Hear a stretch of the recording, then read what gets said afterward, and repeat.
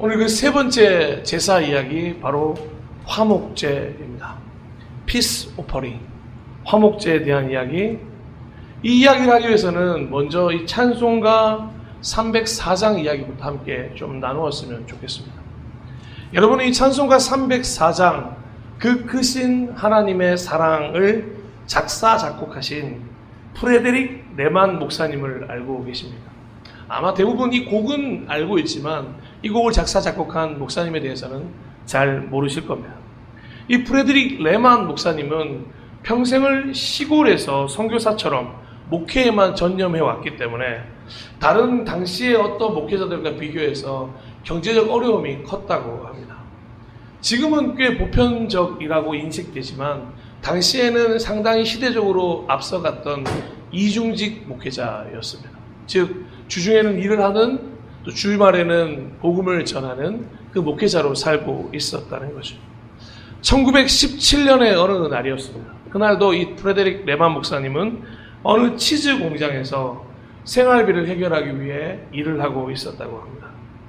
그리고 점심시간이 되었을 때 그의 부인이 준 도시락, 그 도시락 안에는 남편에게 힘을 주기 위한 아내의 한 글귀가 적혀 있었다고 합니다.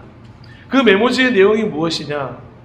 바다가 먹물이고 하늘이 두루마리인들 어찌 하나님의 사랑을 다 적으랴? 라는 이미 11세기 무렵에 랍비 요셉 마르쿠스라는 분이 쓴 시의 일부분을 적어 주었다고 합니다.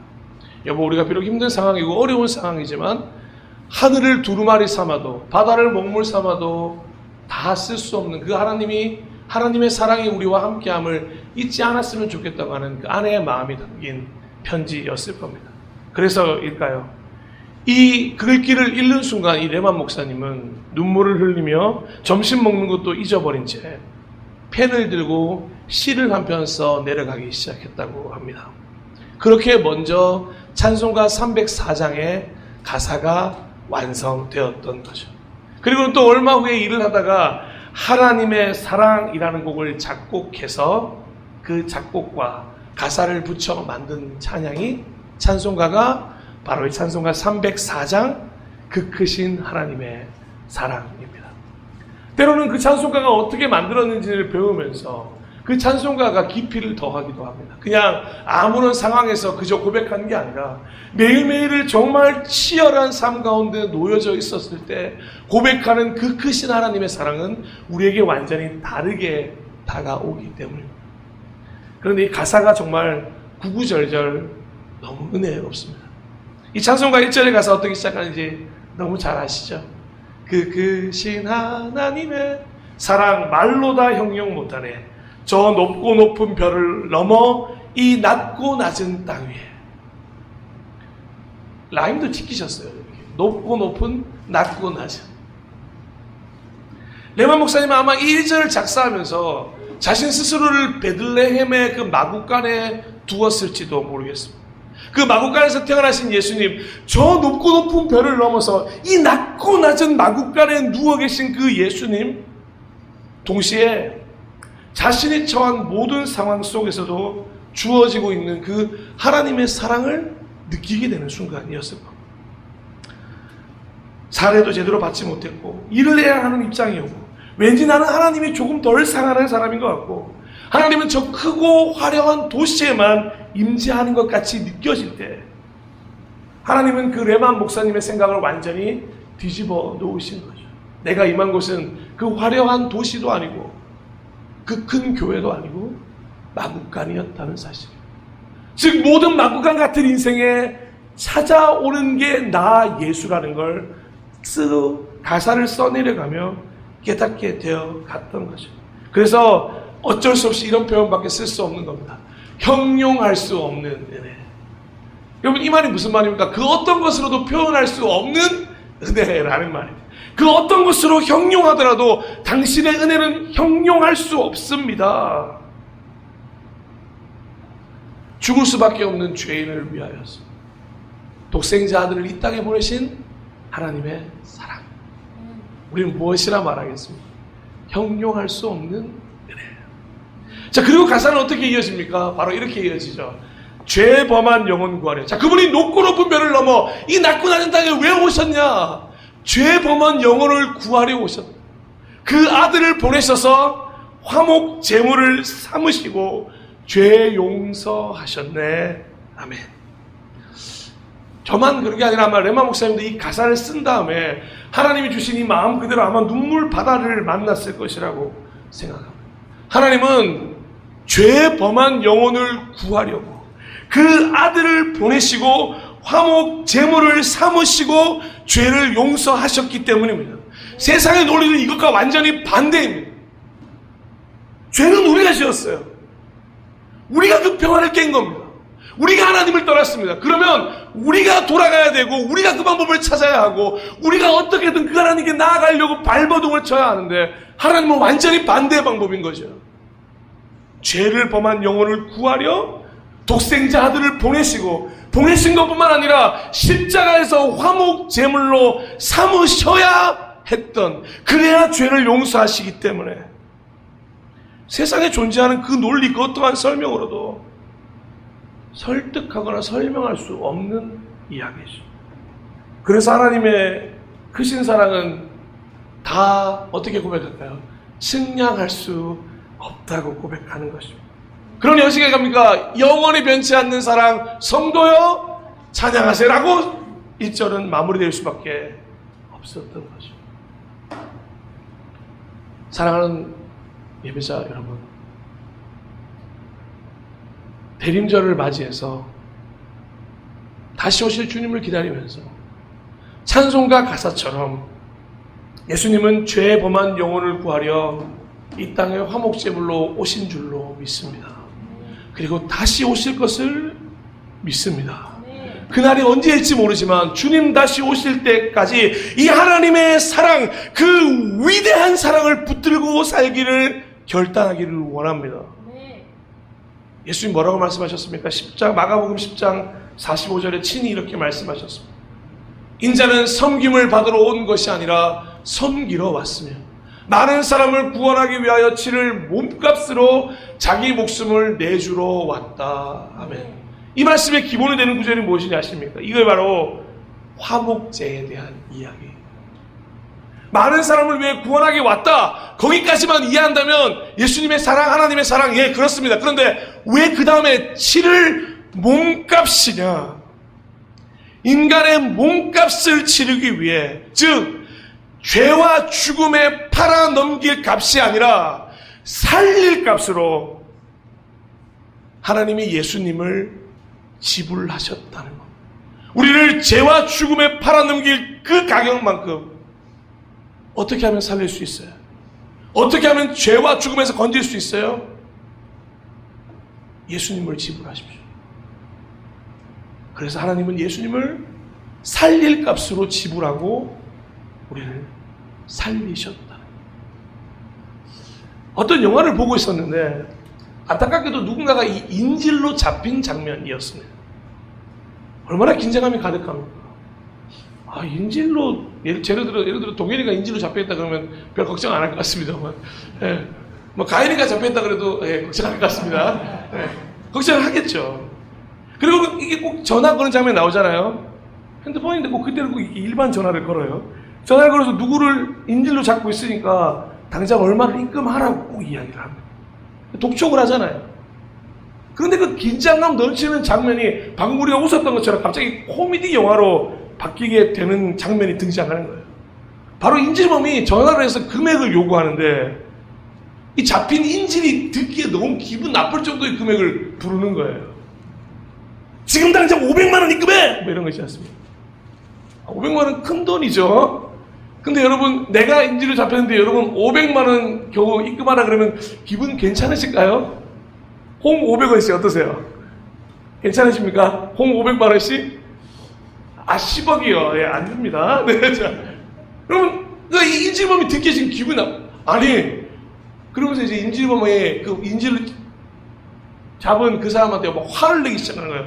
아니 고작 내 목숨값이 몇 억이냐 몇십억 주면 돼야지 500만 원이 뭐냐 빨리 다시 전화해서 빨리 말해라.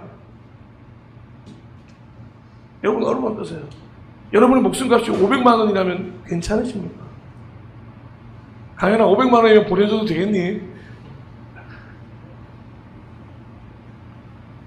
여러분 최소한 1억이라도 불러요.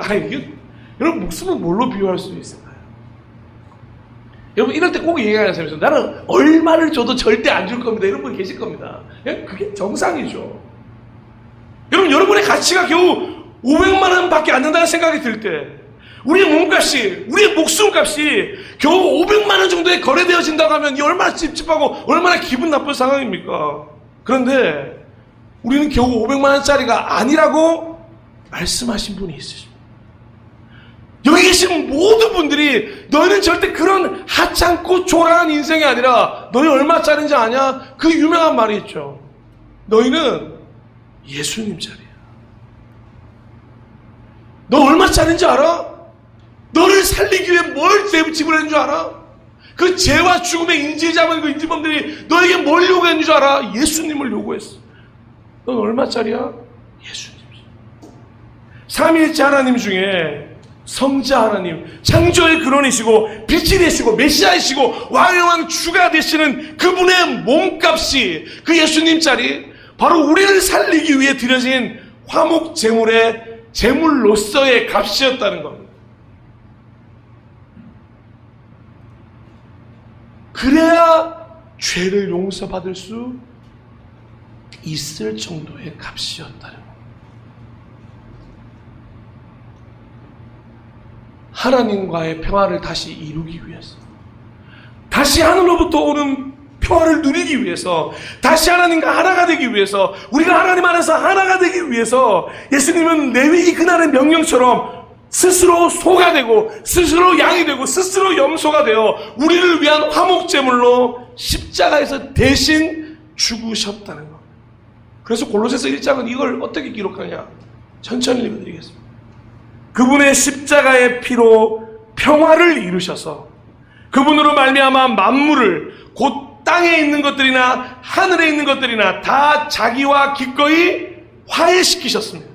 전에 여러분은 악한 일로 하나님을 멀리 떠나 있었고 마음으로 하나님과 원수가 되어 있었습니다. 그러나 지금은 하나님께서 그리스도의 죽으심을 통하여 그분의 육신의 몸으로 여러분과 화해하셔서 여러분을 거룩하고 흠이 없고 책망할 것이 없는 사람으로 자기 앞에 세우셨습니다. 할렐루야. 그런데 혹시 한번 생각해 본 적 있으십니까? 하나님은 인간과 화해하실 필요가 없는 분이십니다. 여러분, 하나님에게는 화해라는 말은 동등한 위치에서나 사용되는 말이기에 인간과 화해라는 말을 쓰실 필요가 없는 분이셨어요. 아니, 어떻게 창조주가 피조물과 화해라는 동등한 위치에 서 있겠습니까? 그건 통용되는 말이 아니었습니다. 그런데 우리 입장에서 어떻게든 하나님과 화평해 보려고 최선을 다하는 그 노력이 아니라 하나님 입장에서 화해의 손길을 먼저 내밀었다는 거죠. 뭐라고 말씀하시면서요? 너희들이 얼마든지 나와 화해하려고 한다면 화해할 수 있다. 나는 언제나 너희가 바라는 화목을 허락해 주시겠다는 제사가 바로 이 화목제라는 것입니다. 여러분, 속죄제를 드리면서 죄를 떠날 수 있는데 하나님마저 떠나면 어떡하죠? 더 이상 예배 드릴 필요도 없고 더 이상 내 삶 가운데 하나님이 필요 없고 그래서 내 마음대로의 삶을 살아가다가 어느 날 문득 하나님께 돌아가야 됐다고 생각했는데 돌아갈 방법이 하나도 없다면 어떻게 해야 되겠습니까? 그런데 하나님은 그 마음을 아셨던 거죠. 그 나그네와 같은 마음, 그 고아와 같은 마음, 언젠가 너희가 나에게 돌아오게 될 때 너희들이 언제나 나와 화해할 수 있는 이 화목제를 너희 앞에 허락해 두겠다. 그리고 영원한 화목제물 독생자 아들 예수 그리스도를 아예 우리 가운데 보내주셔서 이게 그냥 한 말이 아니라 사실이라는 걸 오고 오는 모든 세대가 하나님께 돌아오기를 원한다면 예수를 믿음으로 화목할 수 있다는 걸, 그 이름을 힘입어서 보혈의 공로를 힘입어서 그 보혈을 지나 하나님께로 얼마든지 나아갈 길을 열어주셨다는 제사가 바로 이 화목제라는 거죠. 그래서 실제로 우리는 화목제라고 부르지만 더 많은 이름으로 뭐라고 불리냐면 감사제라고 불리는 게 화목제. 더 궁극적인 거죠. 화목케 하셨으니 감사. 그 화목을 준비하고 계시니 감사한 거죠. 우리 부모님들은 잘 알고 계실 거예요. 우리 부모님들은 자녀들과 좀 다투더라도 언제나 길을 좀 열어두세요. 돌아와 사과할 길을 좀 만들어 놓습니다. 왜냐? 그래야 아이들이 돌아올 수 있거든요. 근데 어떤 가끔씩 저기 TV에 나오시는 부모님들 보면 놀라울 정도로 그 틈을 다 막아놓은 거예요. 여러분, 그러면 아이가 돌아갈 길이 없습니다. 여러분, 우리가 사랑한다면 조금의 틈을 열어놓고, 제가 어릴 때 늘 경험했던 게 어머니가 저를 그렇게 열심히 어머니 죄송합니다. 네. 그래갖고 꼭 밤에 이렇게 후시딘을 발라주고 있어요, 이렇게. 이거 뭐라고 설명해야 됩니까? 때리지를 마시던가. 아니면 때리고 나서 후시딘을 바르지 마시던가. 근데 가면 갈수록 알 것 같아요. 어머니는 그 후시딘을 발라주면서 나에게 돌아올 길, 다시 화해할 길, 다시 이야기할 길을 요만큼 열어두십니다. 하나님은 그 길을 열어두십니다. 언제라도 돌아와. 도무지 우리가 이 상황 속에서 형용할 수 없는 은혜 가운데서 뭐라고 변할 수밖에 없겠습니까? 그러니까 감사할 수밖에 없는 겁니다. 왜 범사에 감사하라고 말합니까? 왜 항상 기뻐하고 쉬지 않고 기도하고 범사에 감사하라고 말하냐? 아니, 이런 상황에 어떻게 우리가 감사라는 단어를 빼먹을 수가 있습니까? 어떤 말과 표현으로도 형용할 수 없어 그저 주님 감사합니다라는 고백만 터져 나올 뿐입니다. 하나님이 나를 위해 독생자를 보내주셨습니다. 감사드립니다. 누구든지 예수를 믿는 자는 구원하시겠다고 하셨습니다. 감사드립니다. 이제는 아버지가 되어주시겠다고 하십니다. 감사드립니다. 예수 이름으로 구하는 것 내가 다 주는 너희는 나의 사랑하는 자녀라고 말씀하십니다. 감사드립니다. 그리고 마지막으로 이제부터 영원토록 너희와 함께 하신다고 말씀하십니다. 감사드립니다. 다른 무슨 말이 필요하겠습니까? 그래서 이 감사를 드리면서 이 화목제를 드리면서 다시 한번 우리 인생의 반전의 드라마를 쓸 수 있게 만드는 제사가 화목제였던 겁니다. 몇십 년에도 괜찮습니다. 몇백 년에도 괜찮습니다.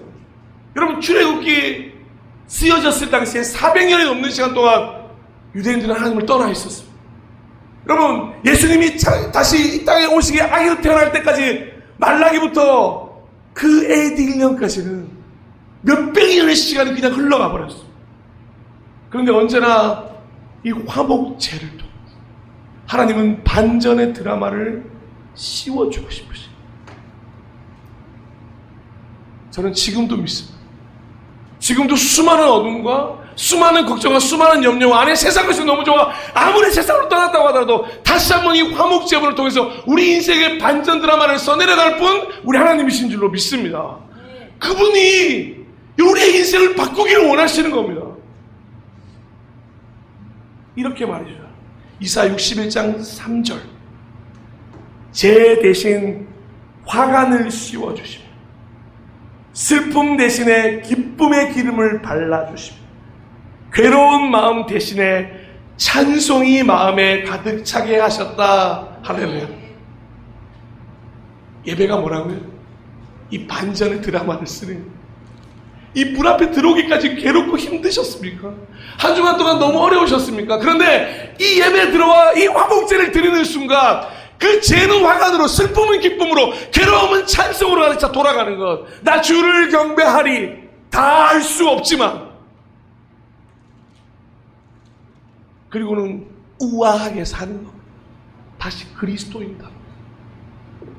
그 반전의 드라마를 하나님께 나아갈 때마다, 예배를 드릴 때마다 하나님은 우리에게 허락해 주신다고 말씀하는 거죠. 그래서 궁극적으로 이 모든 예배가 끝나고 나면 모든 것이 회복된 상태로, 여기서 회복은 무슨 말인지 아십니까? 태초에 인간을 만들었던 그때로, 그 하나님과의 관계로, 그 원초적인 그 오리지널의 그 관계로 완전히 회복되어 귀가하게 되고 세상 가운데 다시 나아가게 된다. 여러분, 온전한 치유와 회복이 어디 있습니까? 예배 가운데 있는 줄로 믿습니다. 온전한 치유와 회복은 하나님께 있는 줄로 믿습니다. 그렇게 우리가 예배를 통해 온전히 치유되고 온전히 회복되어져서 다시 한번 피조된 그날처럼, 만들어진 그날처럼 하나님의 영광을 위해 살아가는 삶, 그 반전의 드라마. 그리고는 그 예배가 이어지면 또 어떤 일이 벌어질까요? 바로 삶 속에서 신앙을 성장시켜주는 제사가 되는 겁니다. 매주 예배가 있습니다. 그 매주 예배를 통해서, 이 화목제를 통해서, 이 감사제를 통해서, 이 반전의 드라마를 통해서 어느 순간 우리가 신앙이 성장하고 있는 거죠. 여러분, 제가 제일 좋아하는 이야기 중에 하나가 신앙이 성장하는 이야기입니다. 매번 대중가요만 듣던 친구가 갑자기 CCM을 들어요. 여러분, 별거 아닌 것 같으시죠? 저는 혼자 밤에 웁니다. 하나님 어떻게 이렇게 신묘막측하십니까? 한번 하나님이라고 하는, 예배라고 하는 것 입에 떼본 적도 없는 친구가. 그래서 제가 저희 어머니가 처음 교회 나왔을 때 너무 놀랐어요. 60년 넘게 교회 무슨 교회입니까? 너무 싫어하셨거든요. 근데 갑자기 우리 전지사님하고 제가 그날 고백드렸습니다만, 제가 목사 안수를 받는 날 저희 아버지 어머니가 같이 계셨고, 그날 이후로 어머니는 한 번도 교회를 빠지신 적이 없습니다. 뭐 교회 다니니까 뭐 그렇게 대단한 일인가 아니요. 여러분, 별거 없이 이 자리에 그냥 앉아 계신 것 같으시죠? 그런데 하나님은 이 화목제사에 참여하신 여러분들을 오늘도 한 걸음 한 걸음 신앙을 성장시켜 주고 계심을 믿으셔야 한다는 겁니다. 가랑비에 정말 옷이 젖듯이 어느 순간 나도 모르게 들었던 이 모든 말씀이 내 삶 가운데 드러나게 되는 거지. 제사에 제사를 더하고, 예배에 예배를 더하고, 말씀에 말씀을 더하고, 하나님의 사랑에 기쁨을 더하고, 하나님 사랑에 이웃 사랑을 더해서 예배자로서의 성장이 이루어지는 장소, 바로 그 자리가 이 예배의 자리라는 겁니다. 그래서 성경은 이 화목제를 마지막으로 무엇이라고 바꾸어 부르냐 하면 낙헌제라고 부릅니다. 자, 저희가 화목제로부터 시작했습니다. 감사제로 넘어와서 그 감사제는 뭐라고요? 낙헌제. 의미를 설명드리겠습니다. 내 낙헌제는 하나님의 선하심에 감사하며 자발적으로 즐거운 마음으로 하나님께 예물을 드리는 제사를 의미합니다. AKA 2025년에는 삶의 예배라고 부릅니다. 매일매일 하나님의 선하심을 감사하며 자발적으로 즐거운 마음으로 하나님께 예배드리는 삶, 그 삶의 예배까지 나아가게 만드는 게 바로 이 화목제사라는 거죠.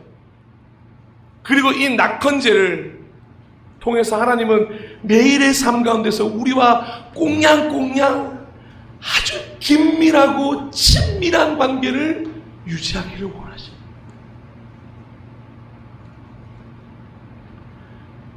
마지막으로 이 화목제를 통해 가장 중요하게 생각해야 될 지점이 뭐니?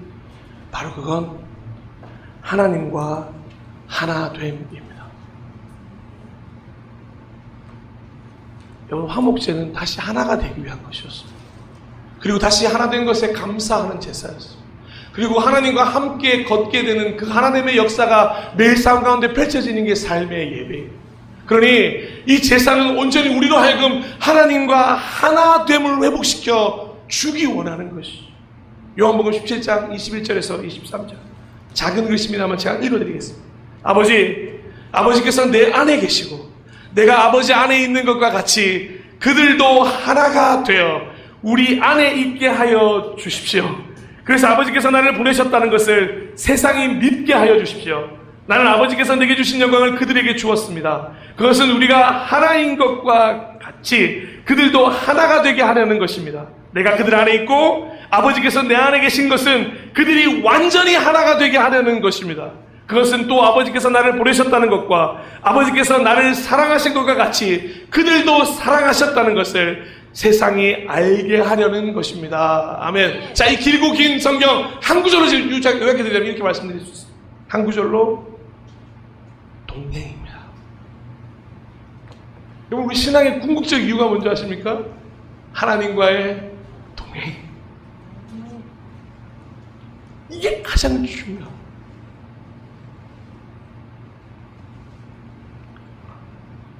이 동행을 다시 시작하기 위해 오늘 우리는 예배를 드리고 있는 것입니다. 잠시 놓치셨습니까? 여러 가지 바쁜 일 때문에 놓치셨습니까? 학교를 다니느라, 직장을 다니느라, 여러 가지 일 때문에, 혼란스러운 일들 때문에, 사건 사고들 때문에 하나님이 잡은 손 놓치셨습니까? 다시 잡을 그 시작이 이 예배라는 것입니다. 우리의 인생이 하나님과 함께 할 때 비로소 얼마나 의미 있는 인생이 되는지를 발견케 하는 예배가 바로 오늘 이 순간에 우리가 드리는 예배가 되어야 한다는 것입니다. 설교를 마무리하겠습니다. 사랑하고 축복하고 존경하는 동역자 여러분, 예배자 여러분,